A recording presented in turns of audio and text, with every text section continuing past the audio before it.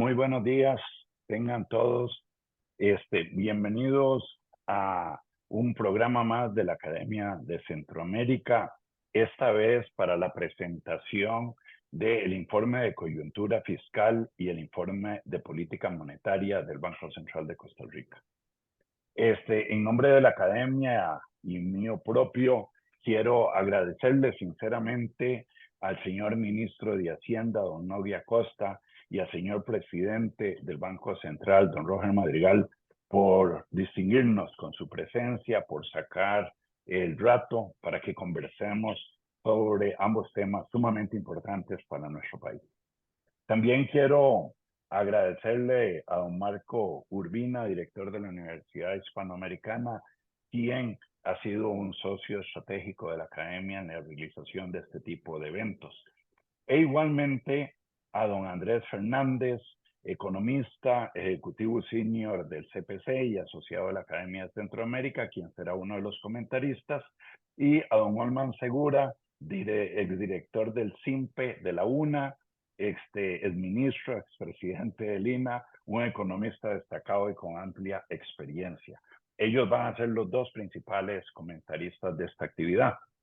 La actividad va a ser dirigida por mi colega Gloriana Ivankovich, a quien le cedo en este momento la palabra para que iniciemos el seminario. Adelante, Gloriana. Muchas gracias, don Ricardo, y muy buenos días a todas las personas que nos acompañan el día de hoy. Me uno al agradecimiento, don Ricardo, a los panelistas y a los comentaristas por aceptar la invitación el día de hoy.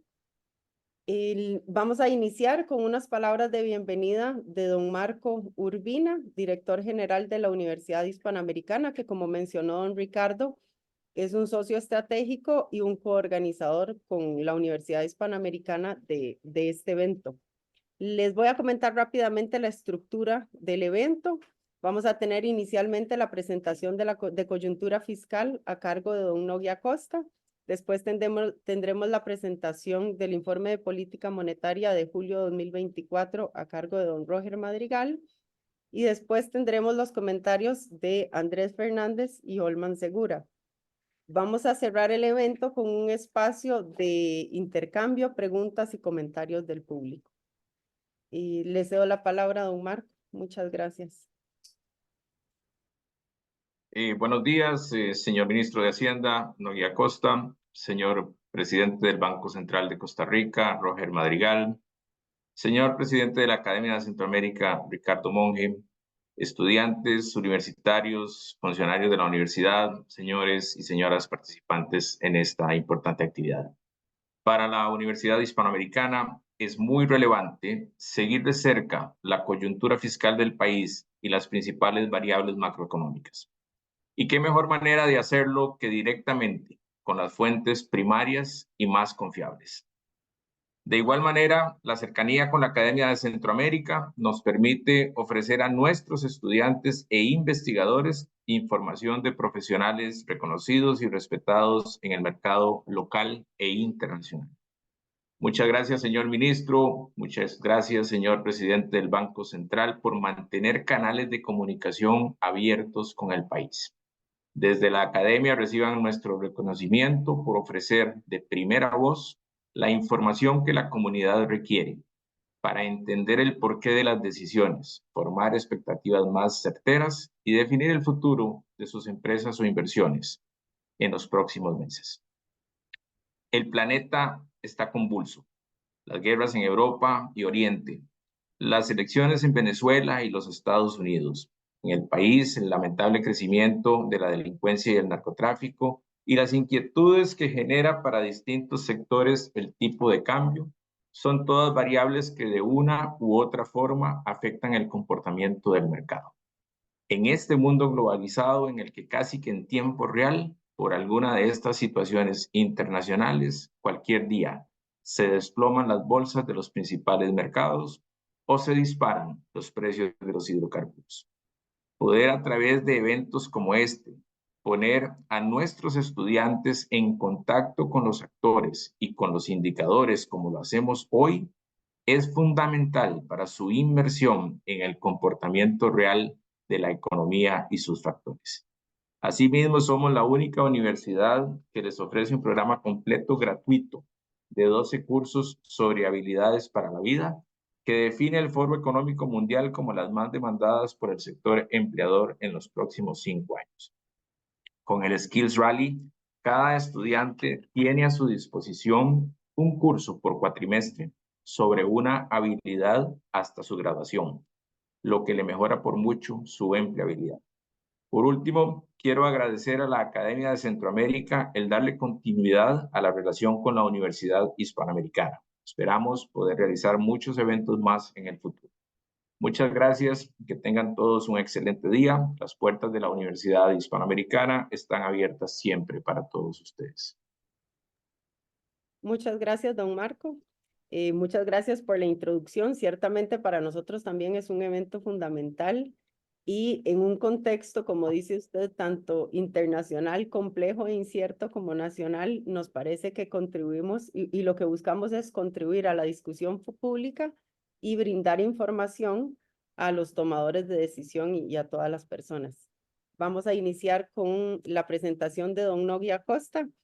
Yo sé que es difícil hacer la presentación en unos 25, 30 minutos, pero para poder tener todo lo que queremos cubrir en el seminario, le agradecemos si pudiera apegarse a los 25 o 30 minutos de presentación.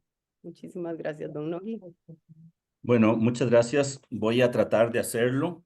Lo primero que quiero decir es que este tipo de iniciativas tienen un trasfondo importante. Ya lo dijo don Marco Urbina, la rendición de cuentas es parte integral de la función pública.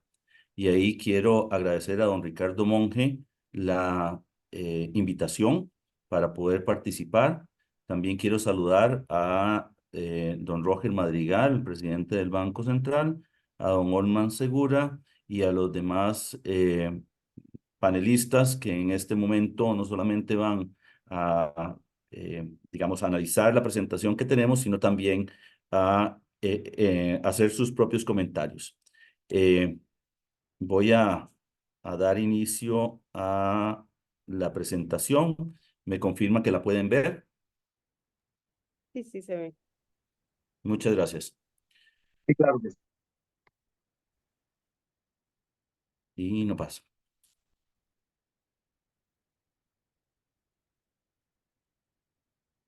Ahora sí. El tema de hoy es la coyuntura fiscal costarricense. Quiero, antes de iniciar la presentación, decir 3 cosas que me parecen bien importantes. Número 1, es clarísimo que tenemos una situación que no tiene que ver no solamente con la coyuntura, como bien lo dijo el señor rector de la Universidad Hispanoamericana, don Marco Urbina, sino que también tenemos una situación interna que tenemos que tomar en consideración. Y es que llegó el tiempo de pagar y nosotros estamos en una dinámica social muy complicada, en donde las demandas de los grupos y particularmente del sector político en relación con el financiamiento del gasto a los grupos más vulnerables se hace cada vez más fuerte.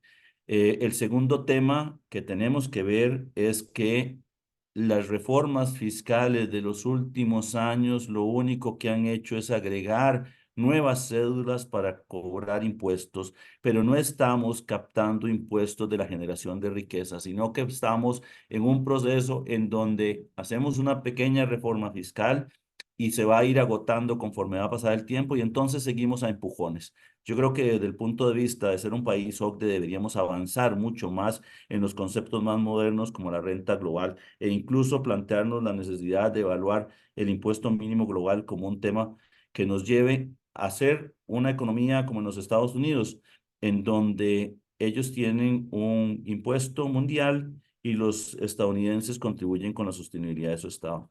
Y por último, un tema que es muy gracioso. Varias personas han hecho comentarios en relación con el endeudamiento. Y yo quiero decirles algo que es bien importante. Cuando usted no tiene los ingresos necesarios para cubrir todos sus gastos en deuda, aunque sea para pagar el endeudamiento anterior, Y aquí hablan mucho de los 7.000 millones que se le han aprobado a este gobierno. De esos 7.000 millones que se le han aprobado a este gobierno, los únicos que son endeudamiento puro son los 700 millones del PROEI. Todos los demás son créditos de apoyo presupuestario. Y eso quiere decir que ya la Asamblea autorizó el financiamiento. No es que nos estamos endeudando más. Ya ese endeudamiento lo podemos haber hecho en el mercado local o en el mercado internacional con la autorización que nos dieron para ir al mercado. No hay diferencia. Así que yo quisiera que la gente entendiera que la única manera en la cual podemos mantener digamos, un manejo de la deuda saludable es generando superávit primario. Y eso lo van a ver a lo largo de la presentación. ¿Cómo vemos las finanzas en este primer semestre? En el 18 de mayo del 2023 lanzamos Hacienda en Acción, trazando la sostenibilidad fiscal. Y esto se basaba en 3 ejes fundamentales: una reducción del gasto público, un plan de financiamiento de largo plazo y una propuesta de equidad y eficiencia del sistema tributario. Y aquí todo enmarcado en el acuerdo con el Fondo Monetario Internacional. Quiero hacer 2 aclaraciones en relación con el acuerdo con el fondo. Número 1, el día que entró el gobierno, hablamos con ellos y les dijimos, miren, si ustedes saben contar, no cuenten con más impuestos. La propuesta del Fondo Monetario Internacional llevaba a aumentar la recaudación tributaria en 0.75 del PIB. Pero teníamos, y eso es lo que es interesante, una serie de obligaciones en relación con valores nominales de superávit primario y saldo de la deuda. Y aquí yo quiero señalar que el gobierno asumió la responsabilidad de cumplir con esos objetivos de política, aún sin los nuevos impuestos. ¿Cómo vemos las finanzas públicas con esta estrategia fiscal? Número 1, tenemos una generación de superávit primario a junio. Estos datos son a junio del 2021 y van 2022, 2023 y 2024. Como ustedes pueden ver, empezamos a generar superávit primarios de manera consistente. Y esto a pesar de el pago de intereses. Y aquí yo quiero señalar algo, porque la gente anda hablando de si pagamos deuda cara con deuda barata. Por supuesto que pagamos deuda cara con deuda barata. Pero si uno tiene una deuda al 5% y se vence, pero no tiene la forma de pagarlo, usted tiene que escoger si lo hace en el mercado local o lo hace en el mercado internacional. Y aquí hay 2 connotaciones importantes. La primera es si las tasas de interés son adecuadas. Y número 2, si usted tiene el volumen necesario y las implicaciones de captar ese volumen. El mercado local costarricense lo más que provee son alrededor de 300.000 millones de colones al mes. Y eso es lo que nosotros podemos captar del mercado local. Si tenemos un vencimiento como lo tuvimos en junio de este año, en donde se vencía una colocación de 700.000 millones de colones en el mercado local, difícilmente lo vamos a poder hacer. Bueno, la gestión de nuestros pasivos ha sido bastante buena, pero eso no opta para decir que el pago por intereses sigue creciendo. Esperamos que este sea el año en el cual se dé ese punto de inflexión, lleguemos al máximo y empecemos a bajar hacia futuro. Y esto tiene una consecuencia, y es que el déficit financiero se mantiene. Y se va a mantener en el tanto nosotros no podamos cumplir con el pago de todos los gastos que tenemos. Déficit financiero cero, digamos, es ilusorio, pero sí deberíamos tener un déficit manejable que no esté por encima del 3% o del 2%, dependiendo de las condiciones del país. ¿Y cómo vemos el comportamiento de los ingresos? A ver, los ingresos acumulados a junio son un 7.6% del PIB. Esto es una tasa de variación frente al año anterior del 1.6. Y se presentan 2 situaciones. Tenemos un PIB que crece y que crece bastante. Y por el otro lado tenemos un problema fundamental que es el uso de los créditos fiscales. Pero además, la aprobación de leyes que tienen un impacto desde el punto de vista de la recaudación. Los cálculos que hemos hecho es que en este periodo la reducción en el impuesto a la propiedad de los vehículos genera una reducción en la recaudación de 68.000 millones de colones. En el caso de el uso de los créditos fiscales, hay que señalar algo que es bien importante. De manera típica, en el 2023, dado que los pagos parciales son un promedio de los últimos 3 años, el pago parcial estuvo por encima de lo esperado. Y eso hizo que para marzo del 2024, cuando se hace la liquidación de los impuestos, esos créditos fiscales impactaron digamos, la recaudación del 2024. También hay que señalar que la apreciación del tipo de cambio ha impactado la recaudación, porque como ustedes saben, las ganancias y pérdidas de capital son parte intrínseca de la declaración de renta. Y por otro lado, un crecimiento muy grande generalmente va seguido de un crecimiento que no lo es tanto porque la inversión se da en un momento dado y después va, digamos, diluyéndose. En el tema del gasto, Costa Rica ha logrado mantener una reducción del gasto eh, como, como porcentaje del PIB. Señalar que el 2024 tiene una serie de elementos que son importantes de señalar. Este año se pagó el retroactivo, un aumento salarial que se había establecido en el 2020, para el 2020, y que no se otorgó. ¿Y por qué lo pagamos? Por 2 razones. La primera es porque el sector público ya tiene 4 años, más de 4 años de no recibir aumentos salariales. Y esto ha generado una situación bastante complicada, no solamente desde el punto de vista de la presión política, sino también de iniciativas en la Asamblea Legislativa, como una en donde están pretendiendo sacar a los pensionados del régimen transitorio de reparto, cuyos pensiones están relacionadas con el salario de los trabajadores actuales, y entonces eso tendría un impacto. Entonces estamos tratando de mantener digamos, estabilidad política. También señalar el aumento en el pago de intereses, como ustedes lo pudieron ver, llegamos a un 2.4% del PIB en el pago de intereses acumulados a junio, y eso es una presión muy importante. Y también algo que puede resultar bueno en el mediano plazo, y es que se ha acelerado la ejecución de los créditos de inversión. Ustedes saben que en el presupuesto se integran los créditos y nosotros somos bastante malos ejecutores. Sin embargo, en los últimos meses ha acelerado la inversión pública. En cuanto a la deuda del Estado, aquí hay que señalar que hemos logrado generar un círculo virtuoso en relación con la gestión de la deuda. Número 1, el endeudamiento de la deuda externa se mantiene relativamente constante a pesar de la colocación en el mercado internacional. Y esto tiene que ver un poco con los tipo de cambio, pero también porque hemos estado pagando deuda que ya estaba colocada en el mercado internacional. De los recursos que nos autorizaron a colocar, 1.500 millones se van a pagar de vencimiento de títulos en años anteriores. Importante aquí, hemos reducido la relación deuda-PIB a junio del 2024 en 1.7 puntos porcentuales en relación con el PIB del 2023. Y esto muestra 2 elementos importantes. Cuando nosotros asumimos el gobierno, la proyección de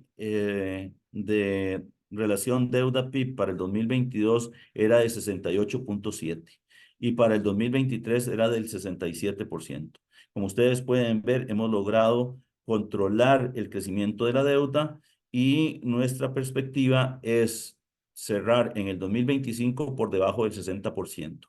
¿Y por qué es importante cerrar por debajo del 60%? Por 2 razones fundamentales.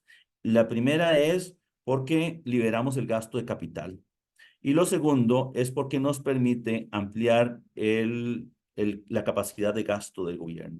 y ustedes han visto cómo resoluciones de la Sala Constitucional nos llevan a tener que hacer una redistribución del gasto, y hay gasto que es importante de hacer, temas de seguridad, temas de justicia, temas de educación que tenemos que de una u otra manera acometer en el corto plazo, porque las expectativas de crecimiento o las condiciones que tenemos que dar para que ese crecimiento se materialice están fundamentadas en temas como educación, como seguridad, como salud. Cuando vemos la deuda de gobierno y la composición del portafolio por plazo, vemos algo que es importante. Hemos logrado reducir los vencimientos de la deuda en el corto plazo para eliminar presión de colocación de títulos en el mercado. 7.7% es un valor razonable. Nuestra política dice 10. 34% entre unos 5 años. Y lo más importante, más del 58% a más de 5 años. ¿Por qué es importante esto? Por varias razones. La primera es por cuánta presión tenemos de vencimiento. Si ustedes ven a junio del 2022, el 11.1% de la deuda, del portafolio de deuda, vencía en un año. Era menor a un año. Y eso tiene trascendencia porque nos genera muchísima presión de ir al mercado local para poder captar recursos en esos términos. Lo segundo es porque aumenta las tasas de interés. Y como ustedes pueden ver, hemos logrado ampliar los plazos, particularmente el largo plazo como un mecanismo para poder evitar algo que era muy normal, y es que cada gobierno entraba con vencimientos muy altos. Se los digo porque nosotros estamos preocupados hoy por 2025 y 2026. El primer trimestre de cada uno de esos años tiene unos vencimientos muy importantes que hay que manejar y que deberíamos romper ese ciclo en donde yo salvo mi gobierno, pero hipoteco el siguiente. Cuando hablamos de las tasas de interés, por el tipo de tasas, 8.3% es indexada, 22% es tasa variable y tasa fija el 69%. Este es un tema que es importante para los efectos de la gestión porque la tasa fija es, digamos, el mecanismo idóneo con el cual el gobierno tiene que endeudarse. Estamos aumentando indexada porque hay una demanda, particularmente de las operadoras de pensiones, de este tipo de títulos para poder tener una mejor gestión de su portafolio. Y en términos de moneda, el 61% es colones y el 39% es en dólares. Y esto pueden verlo ustedes que hemos, digamos, mantenido una composición relativamente estable, nos ha ayudado el tipo de cambio, pero lo importante es el enfoque en moneda local. ¿Y cuál ha sido el resultado de la gestión? Vamos a mostrar 3, 5 y 10 años en relación con las tasas. Cuando el gobierno inició el proceso de colocación en el mercado internacional, una mejor gestión de la deuda, las tasas que prevalecían a 3 años eran 9.75, 9.84 a 5 y mayor a 10 años plazo. Cuando vemos a julio del 2024, ¿cuál es el comportamiento de las tasas? Vemos 6.08, 6.015 y así como esto, 6.38. Nosotros hemos logrado hacer dos cosas importantes. La primera es que reducimos, se redujo bastante la tasa de interés, pero logramos algo que también es importante y es que le dimos un poquito de consistencia a la curva soberana. Y ese es un tema importante. Para los efectos de lo que tenemos nosotros, la tasa a 3 años se ajustó 367 puntos base, 369 puntos base a 5 años y 343 puntos base a 10 años. Pero también hicimos algo que es bien importante y es que empezamos a emitir a 20 años. y tenemos demanda de títulos a este plazo. Y eso es importante porque no solamente tenemos claridad en algo, el mercado tiene que ser más profundo y tenemos que abandonar un mercado que se ha comportado a lo largo de los años como de corto plazo y relativamente caro. Creo que tenemos que ver un poco más hacia adelante y eso es lo que estamos haciendo nosotros cuando planteamos que al final de este gobierno vamos a hacer grado de inversión. ¿Por qué planteamos eso? Este es el índice de bonos en el mercado emergente. Si ustedes pueden ver, cuando entró el gobierno, se mantenía muy similar a el ENVI global y al ENVI latinoamericano. Sin embargo, a partir de septiembre empezamos a hacer un cambio muy importante y esto nos generó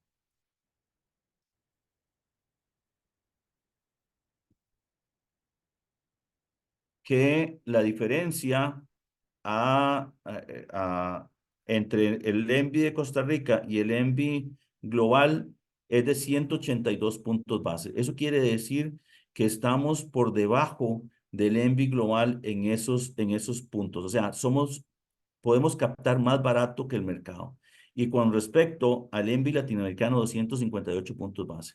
Pero no solamente eso es importante, es que nuestros bonos, como dirían los que saben de finanzas, tradean por debajo de países que tienen grado de inversión. Y ese es un tema importante porque lo que estamos viendo es que los países están, perdón, los que hacen o los que negocian nuestros títulos valoran mucho el comportamiento. Y aquí vamos a ver un poco de cómo ha evolucionado la calificación de Costa Rica. Esto es, digamos, el ranking dependiendo de la especulación al cual estén los títulos. En el caso de Costa Rica, a mayo del 2022, teníamos el siguiente comportamiento. Fitch Rating nos tenía en B, Standard & Poor's en B y Moody's en B2. O sea, grado completamente de especulativo.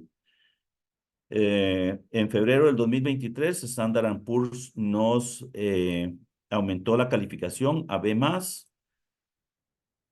Para octubre del 2023, Standard & Poor's subió la calificación un notch más y Fitch Rating nos subió en 2 notches. Posteriormente, Moody's aumentó nuestra calificación de B2 a B1. Y para febrero del 2024, Fitch Rating nuevamente aumentó nuestra calificación a BB. Y aquí, ¿qué es lo que es importante? Costa Rica es el único país del mundo en subir 2 notches en un año, en el lapso de un año. Y eso se refleja en la confianza del país. ¿Cuál es nuestro objetivo? Pasar a grado de inversión, como lo dijimos. ¿Qué es lo que nos pide el mercado? Nos pide 4 cosas particularmente. Una mayor participación de inversionistas en el mercado, inversionistas internacionales en el mercado local. Tenemos un mercado muy pequeño y eso hace que la formación de precios sea muy mala. No hay prácticamente mercado secundario y eso hay que fomentarlo. Y para eso nosotros tenemos como objetivo que para el cuarto trimestre de este año tengamos creadores de mercado.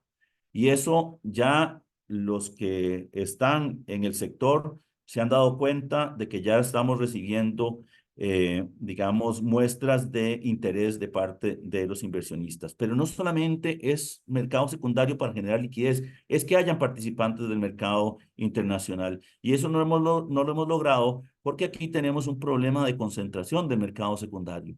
Y entonces necesitamos custodios internacionales. Interclear se ha acercado a nosotros, estamos evaluando la posibilidad de hacer nuestras emisiones en Interclear y de esa manera asegurar que los inversionistas internacionales puedan participar en el mercado local. Eso nos agregaría volumen al mercado local y daría mucho más claridad sobre digamos, sobre el costo de la liquidez. continuar con el fortalecimiento de la curva, por eso iniciamos la emisión de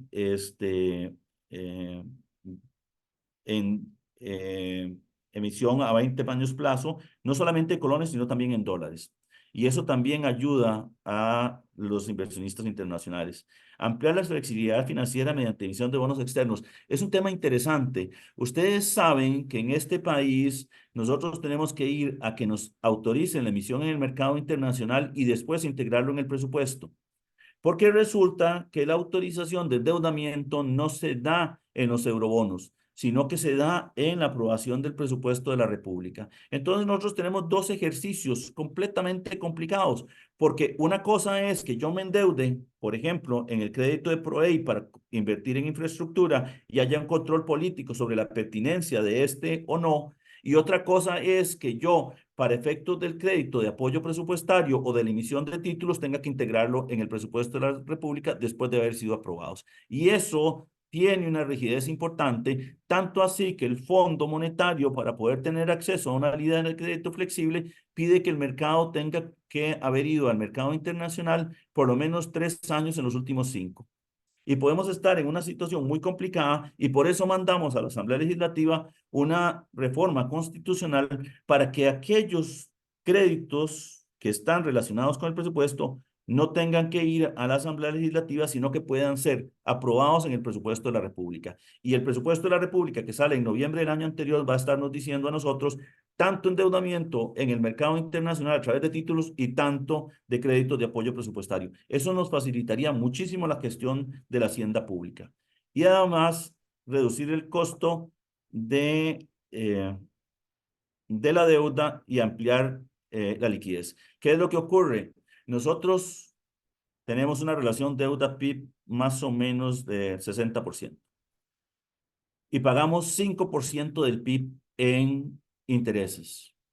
En contraposición, un país como Grecia, Brasil o alguno de estos otros, Grecia tiene una relación deuda-PIB del 200% y paga un 3% del PIB en intereses. Y eso es algo que tenemos que empezar a gestionar. Solamente ampliando el mercado local y dándole al gobierno la oportunidad de ir al mercado internacional es que vamos a poder gestionar la deuda de una mejor manera. ¿Qué fue lo que hemos propuesto? Iniciamos la presentación con el plan Hacienda en Acción. ¿Qué planteábamos nosotros? Una modificación a la regla fiscal que lo que buscaba era separar lo que correspondía a gasto puro de gobierno y lo que estaba por fuera de esto. Entonces salió el ICE, salieron una serie de empresas que estaban sometidas a esta regla, pero que tenían otra connotación. Por ejemplo, el ICE le corresponde dar toda la energía necesaria para poder generar la producción de chips en el país. Y eso hay que verlo. Del lado de la parte fiscal, mandamos a la Asamblea Legislativa una reforma al Código de Normas y Procedimientos Tributarios, que lo que busca es darle más herramientas al Ministerio de Hacienda para poder cobrar los impuestos, una nueva ley de impuestos sobre la renta. Particularmente tenemos que modernizar el sistema, el marco tributario en el cual estamos. Una reforma al impuesto a la propiedad de los vehículos. Se aprobó la que no queríamos, pero bueno, eventualmente es un tema importante. Una eliminación de exoneraciones. Vean, este país tiene una cantidad de exoneraciones exorbitante, pero algunas ni siquiera se utilizan. Por ejemplo, hay una exoneración a la compra de vehículos por parte de las arrendadoras que no tienen en los últimos 5 años una sola solicitud y el ICT se opuso. Y ahí yo creo que tenemos que empezar un poquito a pensar más como país y menos como sector. Un proyecto de apoyo a la formalidad. La pandemia no solamente impactó al sector turismo y a la parte de espectáculos, también tuvo un impacto sobre la parte de comercio, etcétera, y planteamos un proyecto de ley que ya fue aprobado. Y por último, en el tema de la gestión de la deuda, obviamente, la autorización para emitir eurobonos, la apertura del mercado de deuda, la aprobación del préstamo de resiliencia y sostenibilidad del Fondo Monetario Internacional, la posibilidad de ampliar la capacidad de tener acceso al mercado internacional con la capitalización de la CAF, que ya también fue aprobado, el fortalecimiento de la gestión de la deuda pública. Ustedes saben que la deuda internacional se gestiona a través de crédito público y la deuda local a través de la tesorería. El problema es que crédito público antes era nada más crédito de inversión y ahora los créditos de apoyo presupuestario y la emisión de títulos en el mercado internacional se gestiona a través de crédito público y otro a través de la tesorería. Deberíamos tener una única unidad que pueda gestionar con una visión de mediano y largo plazo las necesidades digamos, de recursos que tiene el ministerio. La reforma constitucional, como se los adelanté, para ver si podemos separar créditos de inversión de créditos de apoyo presupuestario y quitarlos de esta gestión doble en la Asamblea Legislativa y dejarlo todo en el presupuesto de la República. Y obviamente lo que hemos venido planteando, que ha sido un tema complicado, y es la venta de activos. La única manera de reducir la deuda pública de una manera acelerada es con venta de activos. ¿Cuál fue el resultado de nuestra gestión? La aprobación de una parte importante en lo que se refiere a la deuda, menos en lo que tiene que ver con la parte de mejorar la hacienda pública y la ley de reforma a la regla fiscal. Quiero agradecer nuevamente la oportunidad de compartir con ustedes un poco la visión del ministerio, los resultados que tenemos hasta ahora y qué esperaríamos hacia futuro. Muchas gracias. Muchísimas gracias a usted, don Nogui. Fue una excelente presentación. Me parece que es sumamente clara precisamente de lo que han hecho y de lo que buscan hacer. Vamos a pasar a la presentación de don Roger Madrigal sobre el informe de política monetaria de julio de 2024. Adelante, don Roger, muchas gracias. Ahí estoy tratando de cargarla, me dicen si les llega. Bien, nada más tiene que ponerla en... Nueva presentación, ya le digo. Bueno, Listo. bueno, muchas gracias. Buenos días a todos presentes. De nuevo agradecer a la academia y sus patrocinadores esta oportunidad, una nueva oportunidad del Banco Central para tener este intercambio con una audiencia más amplia, por decirlo así, que en este caso una audiencia también especializada. Este informe de política monetaria del Banco Central combina, de alguna forma, lo que ocurre con la coyuntura. En los últimos 15 días ha dado una gran cantidad de noticias que afectan esa coyuntura. Entonces hay algo es una mezcla, ¿verdad? Es un híbrido de algunos temas son de la coyuntura, lo vemos día a día, y temas de lo que está en el informe, que es la perspectiva diríamos, de mediano plazo. Son 24 meses más o menos lo que trata de cubrir cada informe que se actualiza trimestralmente. En el entorno internacional lo que vemos es, bueno, no, perdón. Voy a iniciar recordar cuál es el propósito del Banco Central, cuál es el objetivo. El objetivo del Banco Central, como muchos otros bancos centrales en el mundo, es mantener la estabilidad de precios. Eso en la forma operativa, se ha dicho en el Banco Central, es tener una inflación similar al promedio de mediano y largo plazo en sus principales socios comerciales. Interesante sería pensar en revisar esa meta, si el 3% es adecuado o podría ser un valor menor o cómo lo expresamos. Y también la ley habla de la estabilidad externa. La estabilidad externa que se ha interpretado desde hace muchos años y hay no sé si me estará escuchando don Jorge Guardia, pero hay una interpretación jurídica que tiene don Jorge Guardia sobre la estabilidad externa, que espero que en algún momento escriba sobre eso. Y lo que significa es que en el caso nuestro es promover que nuestras cuentas externas sean sostenibles en el mediano y largo plazo. La Costa Rica es un país que estructuralmente tiene déficit en la cuenta corriente y lo que requerimos es una fuente de largo plazo que financie ese déficit. Si hay tiempo hablamos de esto. En el informe de política monetaria de abril dedicamos un recuadro a ese tema.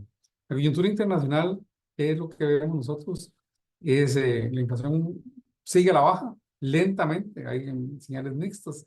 En los Estados Unidos un indicador muestra un ligero aumento y otro una ligera disminución, pero en tendencia lo que se observa es que la inflación va a la baja. No obstante, todavía no está donde los bancos centrales dicen que quiere que esté de acuerdo con sus objetivos y metas. Esto nos lleva a un asunto, ¿verdad? Que como va tan despacio, entonces esto lleva a que los bancos se muevan también despacio en la reducción de las tasas de interés hacia la baja. Ahora vamos a hablar un poquito de eso.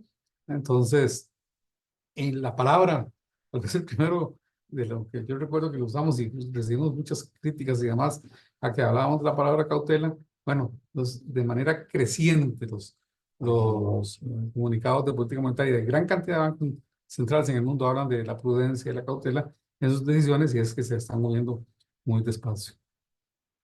En materia de crecimiento económico, muy rápido, parecido al del año 2023, pero es un poquito mejor de lo que se dijo en abril, pero ahora lo vamos a ver ya cuantitativamente, no hay grandes diferencias. Y algo que se ha exacerbado, yo diría, en las últimas semanas, es que hay una elevada incertidumbre. Ya lo mencionaron aquí al inicio, las tensiones geopolíticas. Hoy es un día importante, ¿verdad?, en materia de lo que está ocurriendo en el mundo. Esto ha llevado a una mayor fragmentación económica, lo cual que en largo plazo no es favorable para Costa Rica, un país que depende de manera alta de su vinculación con el resto del mundo, pues es un país que se beneficia del comercio internacional. Bueno, la fragmentación económica en el largo plazo tiende pues a reducir ese intercambio comercial. Y hay un comportamiento que ha sido mixto, en realidad no fue como se previó en algún momento en cuanto a los precios del petróleo, no han aumentado tanto como se pensaba. Sin embargo, los costos de transporte marítimo sí tienen incrementos importantes. No nos ha afectado todavía lo que podría afectarnos, pero lo que hemos visto que empezaron altos y siguen altos y no vemos todavía, digamos, tendencia hacia la reducción. Lo que hablaba en tasas de interés es comparemos rápidamente la inflación general, porque está en nivel en julio de 2024 y donde está la meta, o el rango de que ellos quisieran estar. Vemos que se van acercando, pero algunos están en la parte alta de ese rango, pero algunos están fuera. Y eso ha llevado a que, lo vemos en la última columna, a qué han hecho con la tasa de política monetaria. Destacan dos casos, en el caso de los Estados Unidos, que al día de hoy, a mediados de agosto, con respecto a diciembre, no ha modificado la tasa de política monetaria, el corredor que tienen de 5.25 a 5.50, y países que se han movido muy despacio, como el caso de la zona del euro, el mismo Banco de Inglaterra, que apenas 0.25. Y hay incertidumbre de que lo van a hacer. Hace una semana se hablaba, hace 15 días se hablaba de la urgencia para que redujeran esas tasas. Con nuevos datos que hay, no estamos tan seguros de que eso vaya a ocurrir en septiembre. En materia de crecimiento, hay varias cosas que llaman la atención. Uno es, ustedes recordarán, tal vez en octubre, todavía en enero de este año se hablaba de la posibilidad de una recesión en el mundo. Hace 15 días se hablaba de eso, hoy no. Y bueno, no vemos datos negativos, vemos los crecimientos, ya sean para el último dato disponible que tenemos del primero o segundo trimestre del 2024, y tenemos crecimientos relativamente modestos, pero con dos o tres casos que llaman la atención. Uno es el caso de China, que aunque hay una moderación en el crecimiento, es un crecimiento en el semestre como de 5%, que es muy alto. Y en el caso de los Estados Unidos, los mercados celebraron en algún momento la proyección de crecimiento del primero y segundo trimestre o del semestre del 2024 del 3%. Y bueno, destaca el caso de Costa Rica, que aunque hay una moderación de crecimiento, seguimos teniendo como semestre un crecimiento como alrededor del 4.4, que es muy alto en la coyuntura internacional de crecimiento. Cuando vemos por trimestres el crecimiento del PIB, 4.2 en el segundo semestre, casi 8 décimas de punto porcentual más el promedio histórico del quinquenio antes de la pandemia. Y bueno, y lo que es de todos conocido y es simplemente una ilustración, tenemos una dualidad en nuestra estructura económica, una parte que llamamos régimen definitivo, una parte como es el régimen especial, que básicamente tiene, lo que destaca son una serie de beneficios fiscales, y bueno, entonces que la parte que aporta más al crecimiento en Costa Rica es la parte del régimen definitivo. En algunas variables, temas de empleo. El empleo ha mejorado, no tal vez lo que quisiéramos. Hay problemas de desempleo estructural en Costa Rica. Tenemos una tasa pues, menor en más de un punto porcentual a la que se tenía en junio del 2023, pero sigue siendo todavía una tasa alta de 8.5 y se requieren otro tipo de políticas, ¿verdad?, estructurales de más de mediano y largo plazo para reducir ese desempleo. En la tasa de ocupación tenemos una ligera mejora con respecto a un año y una ligera desmejora o deterioro en la tasa de participación. No logramos todavía tener la tasa de creación de empleos que teníamos antes de la pandemia, que era alrededor de una proporción de 40.5%, y todavía estamos por debajo de eso. Cuando vemos en el mercado laboral, hay varias cosas que llaman la atención. Aún cuando tenemos una tasa de desempleo relativamente alta, vemos algunas fricciones en el mercado laboral donde hay relativa escasez de mano de obra. Y eso lo vemos en las ocupaciones de calificación media y baja que observen. Y con respecto a lo que era febrero de 2020, la remuneración real o el ingreso por salario en términos reales, lejos de caer, ha subido.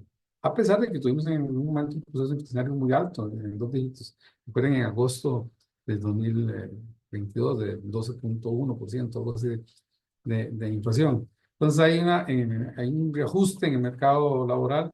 En general, en promedio, la masa tiene una ligera recuperación en cuanto al salario real, pero cuando desagregamos vemos que se ha dado en calificaciones medias y bajas. Es una mejora en lo que es en el sector privado. En el sector público, obviamente, no mucho, ligado tal vez a lo de la regla fiscal, porque en el sector público, pues como lo dijo Nogui hace un momento, tienen 4 años de que no hay ajustes en las remuneraciones. En condiciones generales financieras, vemos un panorama relativamente favorable. Tenemos un crédito del sector privado, que es 7.6%, es una tasa relativamente alta de crecimiento. Es agridulce o sombras y claroscuros, ¿verdad? Porque tenemos un crecimiento, me parece, alto en la moneda extranjera, 11.6. Tenemos, bueno, ya la parte fiscal, lo dijo Don Nogui, a junio tenemos hay superávit primario 0.9 y hay una razón de deuda producto de 59.4, que es 1.4 puntos porcentuales menos de lo que era hace un año. Entonces eso se refuerza el esfuerzo, se refuerza la intención de la sostenibilidad fiscal. Y tal vez voy a dedicarle un poquito, yo no sé cómo estoy de tiempo, Gloriana me dice, yo le pondría especial atención y es algo que hemos hecho énfasis en ya varios informes de la interpretación de las cifras externas de la balanza de pagos. Ya dijimos muy al principio que la balanza de pagos tiene en general, hay un déficit de cuenta corriente, ha tenido tamaños muy altos, en un momento era como estructural de entre 4 y 5%, ha ido a la disminución a lo largo del tiempo. Y claro, la pregunta es cómo se financia ese déficit, ¿verdad? Puede ser con endeudamiento, puede ser con reservas, puede ser de otras formas. El endeudamiento depende de qué tipo de endeudamiento. Tanto fue así que nos llevó a una crisis hace poco más de 40 años, ¿verdad? La crisis del 80 fue una crisis de deuda en principio, entre otras cosas. Y cuando se acabó la forma de financiarlo con deuda, usamos las reservas y se acabaron las reservas y fue la crisis cambiaria que más se recuerda en este país. Y la otra forma en que el país lo ha hecho desde mediados de los 90 a la fecha es con inversión directa. La inversión directa es una forma de endeudamiento, es ahorro de no residentes que vienen al país, donde en vez de cobrar una tasa de interés, lo que hacen es, dicen, yo espero una rentabilidad de mi inversión. Y eso ha llevado a lo que en realidad ese faltante de la cuenta corriente esté sobrefinanciado. Se ve en el tiempo, es como un movimiento secular. Esté sobrefinanciado, entonces ¿a dónde se va? Cuando hacía falta, ¿de dónde salía el faltante? Pues el faltante salía de las reservas internacionales. Ahora que hay, digamos, excesos de divisas, ¿dónde se manifiestan? Se manifiestan en el mercado cambiario, con una combinación entre una presión de la economía real hacia la apreciación del colón y una acumulación de reservas, que es lo que hemos hecho en los últimos años. Cuando vamos a la inflación, bueno, julio ya mostró, en términos estadísticos es un 0, pues en términos numéricos exactos a un doble decimal a la centésima fue 0.3. Ya la inflación empieza a mostrar valores positivos, que es lo que habíamos dicho en el tercer trimestre, desde el mes de julio ya lo observamos con una heterogeneidad de dónde vienen esas presiones inflacionarias o deflacionarias. Los no regulados, con un crecimiento de 0.1, los regulados, que están en los de energía, combustibles, electricidad sobre todo, con una reducción de 0.6. Y una inflación tal como se espera, y es una regularidad en muchas partes del mundo, una inflación positiva, mayor en servicios y en bienes, porque están los combustibles, el efecto más bien de deflación de 1.3. Un detalle, la inflación ha sido no negativa, la inflación subyacente no en ningún momento ha sido negativa. ¿Qué se ha hecho en materia de política? Pues el Banco Central ha tratado de reducir las presiones inflacionarias, y para eso en algún momento el Banco Central reevaluó toda la situación que teníamos, vimos de manera prospectiva qué se espera en materia de inflación. Entonces se encontraron espacios para reducir la tasa de política monetaria, que se redujo en 125 puntos base en el primer semestre. En junio y julio no hemos hecho cambios, tal vez hay espacio, hablamos de eso. El país sigue teniendo excesos de liquidez, ¿verdad? Ustedes se han dado cuenta, tal vez en las últimas semanas, a pesar de las noticias de intervención de entidades financieras y demás, no se ha notado en ningún momento un problema de liquidez en la economía. Sigue teniendo Costa Rica un exceso de liquidez, que el Banco Central trata de gestionarlo básicamente mediante dos mercados: el mercado de instrumentos de muy corto plazo, que le llamamos MIL, mercado integrado de liquidez, y el mercado de deuda, de tratar de trasladar parte de esos excesos a deuda de más largo plazo, deuda del Banco Central, los bonos de estabilización monetaria. Se ha reducido la apreciación del colón, ¿verdad? Más bien hemos tenido en algún momento incrementos en el tipo de cambio, entre abril con respecto a lo que fue la primera parte del año, abril a la fecha. Ya es específicamente medido al último día del mercado cambiario, que fue el miércoles, pues ahí tenemos una ligera reducción del tipo de cambio.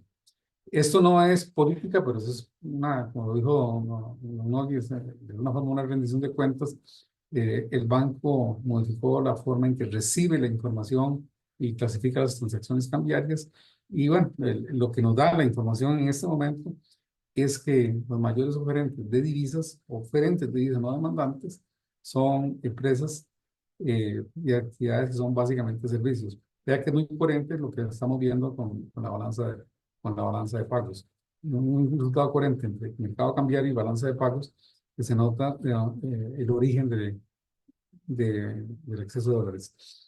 Cuando vemos, esto ha sido tema recurrente, que pasa con los mercados monetarios y financieros.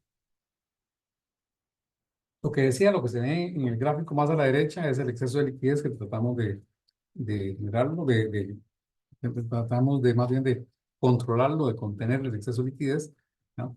En algo que ha sido parte inclusive de noticias en otras partes del mundo y que ha generado mucho interés, sobre todo en América Latina, como es el caso de un país como Costa Rica, que puede tener tasas de interés por debajo de las tasas de la Reserva Federal.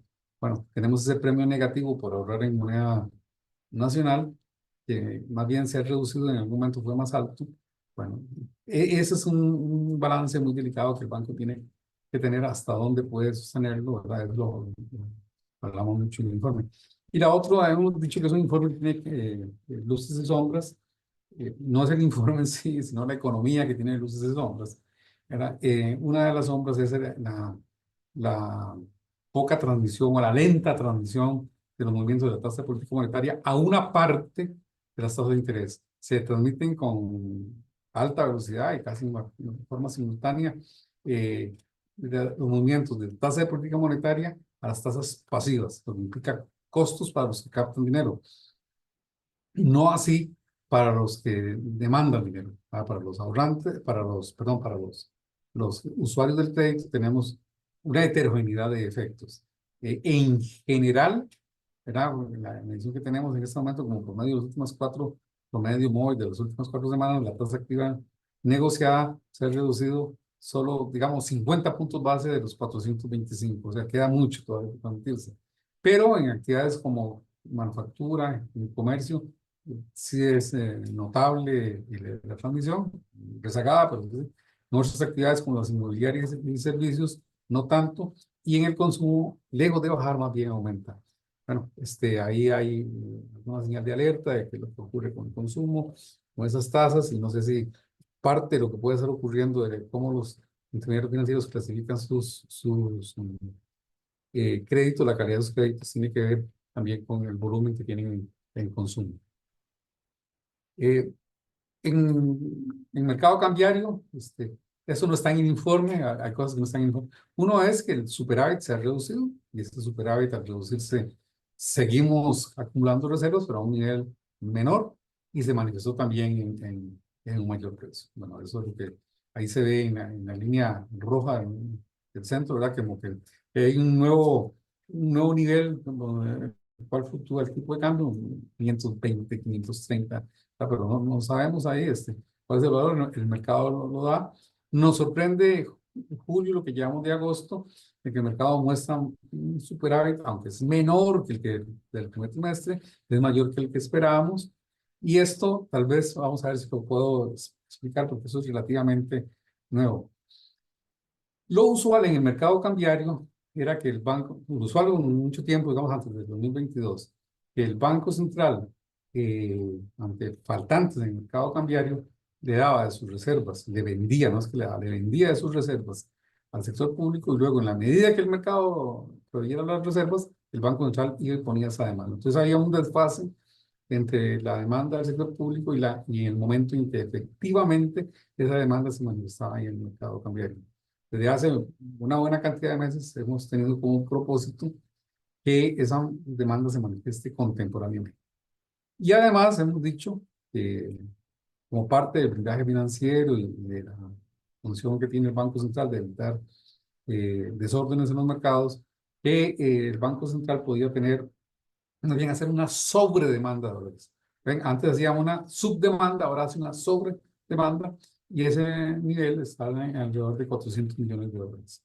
Entonces eso le permitiría recibir choques adicionales, no los queremos, pero si se presentaran sobre las reservas.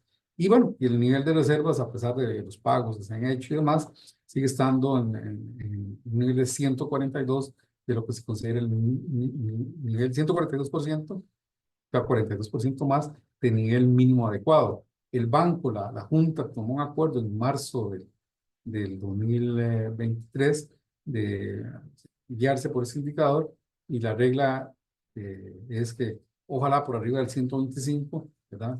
Entonces estamos ahí. Y a nivel con respecto al PIB, un PIB que crece, es 14.6 lo que tenemos. Pues las proyecciones, lo que decía, aquí para no quitarle mucho tiempo, vean que muchas de las diferencias con respecto a lo que se dijo en abril son diferencias de décimas entre menos 0.2 a más 0.2, una cosa así, son diferencias relativamente pequeñas, donde sí tenemos diferencias un poco más significativas, es en la variación del precio de los hidrocarburos. Está bajando con respecto al 2023, está bajando con respecto a lo que se pensó que iba a ser en abril, y lo mismo ocurre con el índice de los precios de granos. Tenemos un mercado este año que los precios de granos son menores de lo que fue en el año anterior, y lo que de alguna manera también pues supusimos que iba a ser en abril. Supusimos, no, era la información que teníamos. Recuerda que esto lo hacemos con mercados de futuro. Entonces eso quiere decir que para el 2024 tendremos una mejora en términos de intercambio y una leve mejora en el 2025. Observen las predicciones que dan los mercados sobre tasas de interés. Vean que en el 2024 se ve, al momento, ¿verdad?, de hacer esto, que fue a finales de julio de este año, informe, los mercados lo que estaban pensando era que las tasas de interés, en este caso, tendrían una reducción en lo que resta del año de 0.25. Al promediar eso da menos de 0.25, medio para todo el año. En algunos casos, ahora la conversación se dice que tal vez habría espacio para un poco más, entre 0.25 y 0.50, bueno, pero todavía estamos a más de un mes de esa decisión por parte de la Reserva Federal, que va a mover las tasas probablemente de todo el mundo. El mundo se va a mover.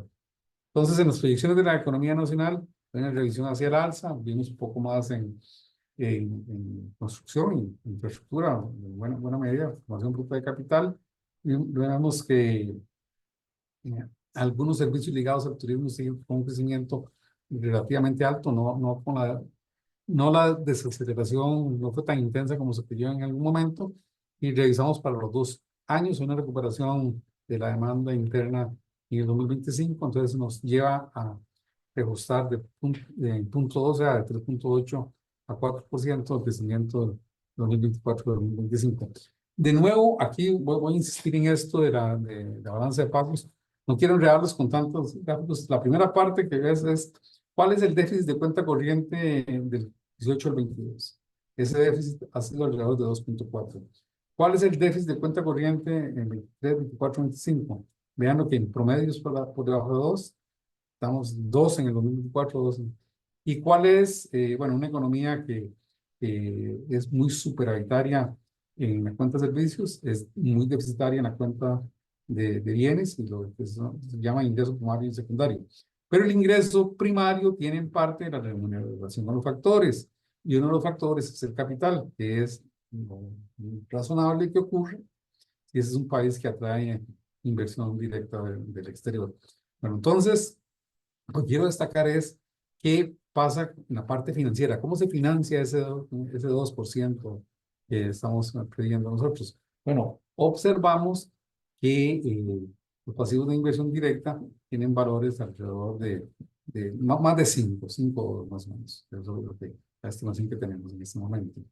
Ese 5,2 es más que el 2%, ¿verdad? Todo escalado al PIB, los 2 puntos del PIB.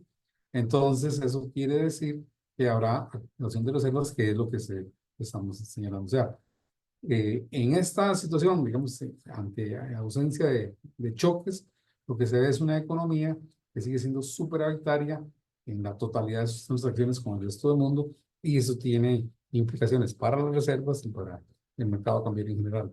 En inflación no hay mayor cambio, lo que se ha dicho en abril, y la realidad lo está mostrando, es que la inflación tendría esa tendencia creciente, que estaríamos en lo que llamamos en valores positivos ya en el tercer trimestre de 2024. Bueno, la primera lectura de julio ya dio un valor ligeramente positivo, y que estaríamos en el rango de tolerancia con respecto a la meta al inicio del 2025, en el primer trimestre del 2025. Ahí no hay. En materia de liquidez, de nuevo, aquí tenemos luces y sombras. Esto se hace con la oferta de fondos estables. Hay recursos suficientes para que el crédito crezca alrededor de 7%, 7 este año, 6.7 el año entrante. Lo que sí observamos que es un motivo de atención, una banderita amarilla, ¿verdad? Tampoco es un asunto de pánico, ¿verdad? Llamada de atención, es el alto crecimiento del crédito en moneda extranjera. Hay que tener cuidado, prudencia, no exagerar en cuanto al movimiento, pero sí es algo que el Banco Central va a tener que hablar con otros miembros del sistema financiero para ver entender ese comportamiento y qué se puede hacer para reducir ese riesgo, porque en realidad es un riesgo sistémico para la economía costarricense. El balance de riesgo muy rápido, ¿verdad? Ya creo que lo hemos dicho, es que el crecimiento económico de los socios, porque dependemos de la demanda externa, sea menor al previsto, ¿verdad? Y entonces una política monetaria más restrictiva o más restrictiva por más tiempo. De hecho, a mí me llaman la atención los juegos de palabras, ¿verdad? Porque se hablaba higher for longer, entonces luego se había high for longer, y la semana pasada en una conferencia internacional escuché even higher for longer, ¿verdad? Entonces, ¿verdad? Aún más alta por más tiempo, una cosa así, por lo que quieran decir. No se sabe, ¿verdad? Con las noticias tal vez de las últimas 3, 4 semanas, eso es una moneda en el aire, pero es lo que ha ocurrido y lo que uno puede informar, ¿verdad? Que la política monetaria ha sido más restrictiva por más tiempo, y que el crecimiento en el mundo de alguna forma lo resiente, con tasas que no son tan altas como se podría esperar en algún momento. Y en la parte interna, pues el mensaje, uno de los mensajes es que esa lenta transmisión, más lenta de lo que los promedios históricos hablan, de la tasa de política monetaria a las resto de las tasas en el sistema financiero, sobre todo las activas, pues también tiene su efecto en crecimiento. En riesgos al alza, ¿verdad? Ya no voy a insistir en los riesgos geopolíticos, ¿verdad? Sobre de todo lo que causa en precios de materias primas y costos de transporte.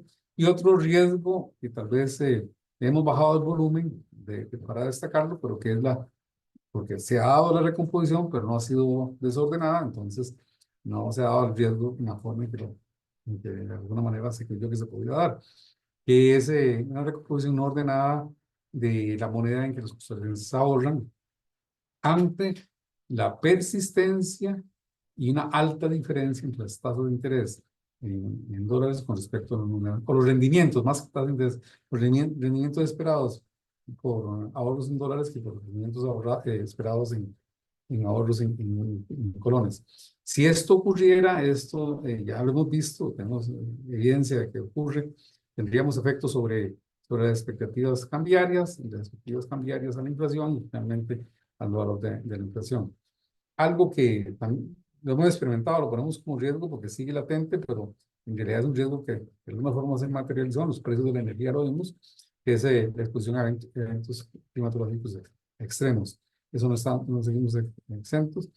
En acciones de política, casi ya terminando, pues es mucho lo que ya hemos venido haciendo, ¿verdad? El Banco Central, su principal instrumento es la tasa de política monetaria y hará los ajustes que requiera en la dirección que requiera, siempre y cuando pues tengamos un análisis prospectivo de la inflación, de cuáles son un análisis también de los determinantes de esa inflación y los riesgos que hay de que nos mantengamos en ese escenario central de los escenarios que tenemos o que nos desviemos. Continuaremos con una gestión muy activa de la liquidez y de la deuda en los mercados que dijimos.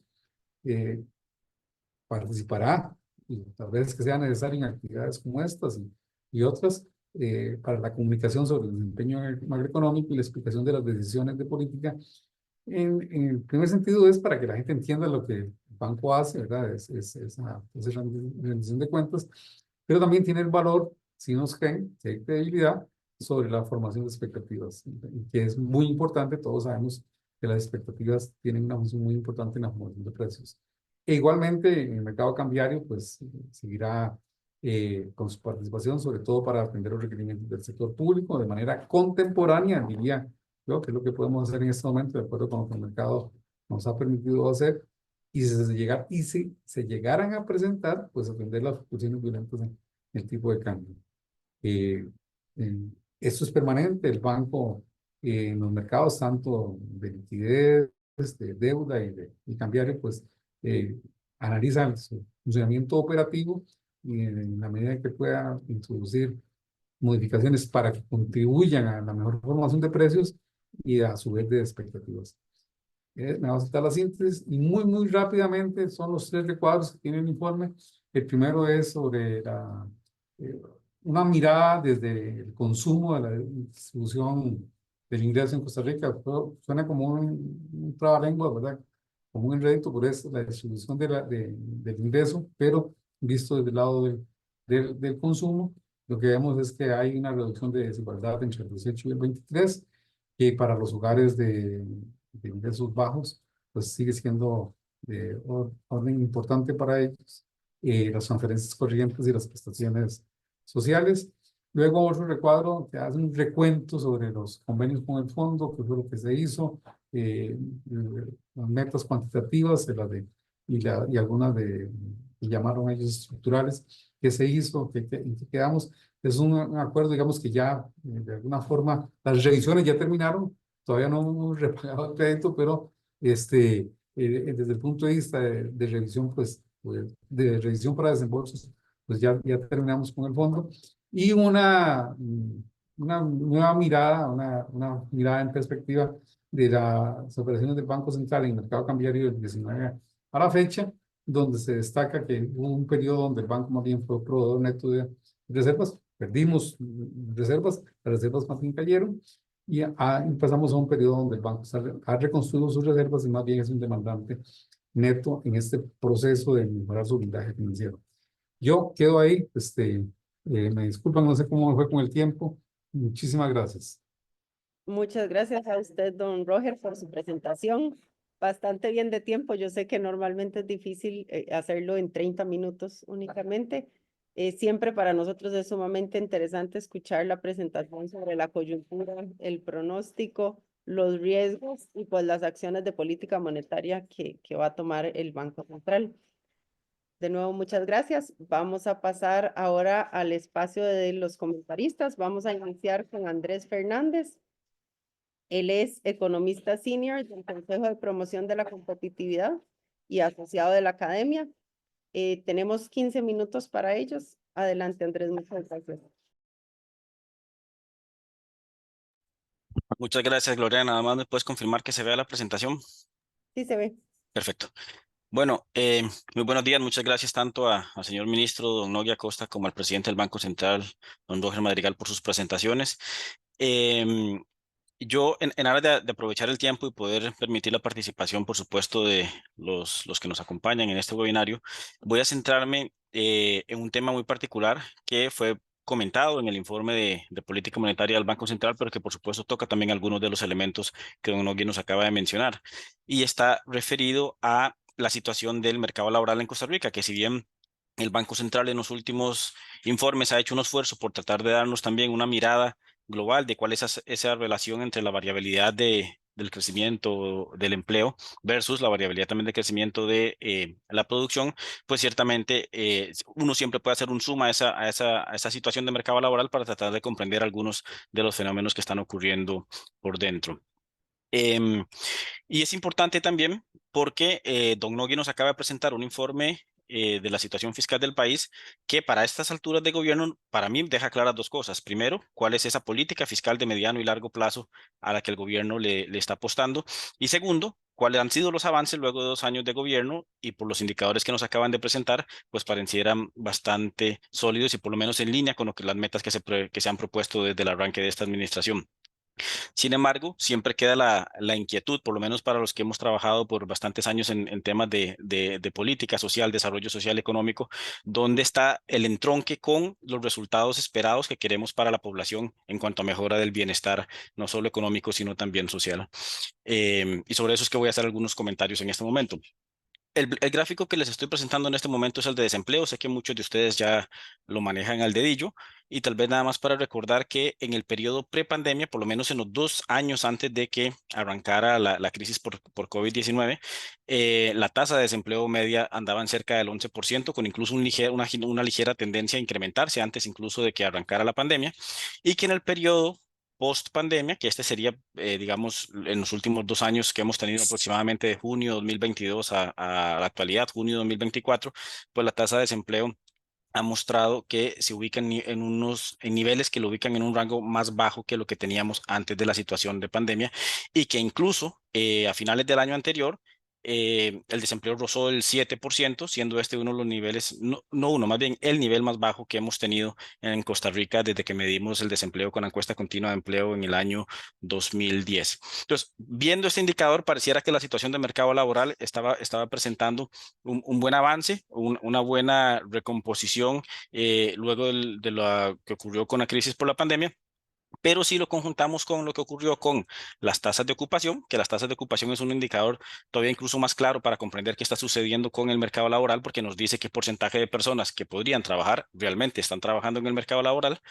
Y antes de pandemia era un indicador que rondaba el 55%, que incluso en el trimestre móvil antes de que arrancara la pandemia andaban cerca del 56%. Tuvo una caída dramática, por supuesto, en los primeros 3 meses de la situación del COVID.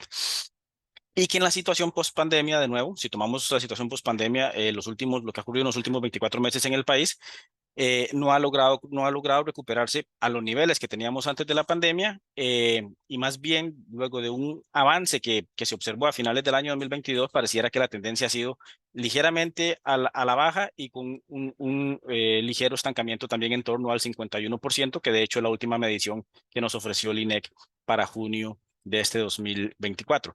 Y vean que además en este periodo post pandemia si ya les había dicho que registramos la tasa de desempleo más baja que hemos observado desde 2010, bueno, también registramos la tasa de ocupación más baja desde el 2010, excluyendo, por supuesto, la situación ocurrida durante la pandemia. Entonces, pareciera que la ocupación de los empleos todavía no se hace de una forma sólida y sostenida y todavía tenemos margen para la mejora en el mercado laboral. Y bueno, por supuesto, siempre está la pregunta de cómo es posible que haya menos personas buscando empleo porque lo están consiguiendo, pero al mismo tiempo tengamos menos personas con empleo. Hay algunos informes que ha publicado el Banco Central en el pasado tratando de atender un poco a esta pregunta. Y yo les voy a dar también la visión que estamos trabajando del Consejo de Promoción de la Competitividad. Y para esto voy a hacer uso al tercer indicador, por supuesto, de suma importancia en el mercado laboral, que antes de la pandemia, de hecho, no le prestábamos mucha atención porque parecía un componente estructural que siempre iba a estar en torno a cierto valor, pero luego de la pandemia ocurrió esta reconfiguración, que es el porcentaje de personas que se encuentran fuera de la fuerza de trabajo. O sea, que no es otra cosa que las personas que no solo no tienen empleo, sino que no lo están buscando por alguno u otro motivo. Bueno, en el periodo antes de la pandemia era un indicador que andaba en cerca del 38%. Bastante más alto para las mujeres que para los hombres, ya casi vamos a comentar sobre eso, que en el periodo de pandemia alcanzó su punto máximo también cuando, por supuesto, la tasa de ocupación tocó su piso más bajo, cerca del 43%, y que a pesar de que, por supuesto, uno podría haber esperado que este indicador se recuperara en el periodo post-pandemia, ha ocurrido todo lo contrario. Más bien, la reconfiguración del mercado laboral pareciera indicar que la nueva situación de la condición de actividad de las personas incluye un incremento sustancial en el porcentaje de personas que se salen de la fuerza laboral y que deciden por algún motivo, sea por corto o largo plazo, no regresar al mercado laboral, ni a buscar empleo, por supuesto, ni a lograr conseguirlo. Y es un indicador entonces que ha promediado un 43% en el periodo post-pandemia, ha estado incluso más alto que el pico más alto que tuvimos durante la pandemia y que incluso a finales del año anterior, pues rozó el 47%, casi la mitad de las personas en edad de trabajar por alguno u otro motivo no estaban interesados en buscar un empleo en Costa Rica. Y si ven, pues por supuesto la reducción que hemos tenido en el porcentaje de personas fuera de la fuerza de trabajo en los últimos trimestres tiene algo que ver con el aumento en el desempleo que hemos observado también en los últimos 2-3 trimestres, que también ha pasado del 7 a cerca del 8,5%. Era algo previsible, iba a existir esta presión general sobre la actividad laboral, una vez que estas personas que salieron del mercado posiblemente de forma temporal regresaran a y esto lo estamos observando en este momento en el desempleo. ¿Y por qué enfocarnos en este porcentaje de personas que están fuera de la fuerza de trabajo? Bueno, porque no es un tema menor. Estamos hablando de que antes de pandemia eran cerca de 1.4 millones de personas las que estaban fuera del mercado laboral y que con la pandemia creció a 1.6 millones de personas y hoy por hoy, por lo menos el último dato que nos ofrece el INEC, ya supera el 1.8 millones de personas que han decidido salirse del mercado laboral y no participar de la actividad productiva en el país. Entonces, son aproximadamente casi 400,000 personas las que han salido de la fuerza de trabajo con respecto a la situación prepandemia. Y uno puede preguntarse por qué, cuáles son esos motivos que los ha llevado a no estar en el mercado laboral. Uno del que se ha hablado bastante ha sido el hecho de que muchas de esas personas posiblemente ya superaban los 60, 65 años y estaban en situación de jubilación. Esa aseveración es cierta, pero los números lo que nos dicen es que no explica la totalidad de ese aumento en las personas que salen de la fuerza de trabajo.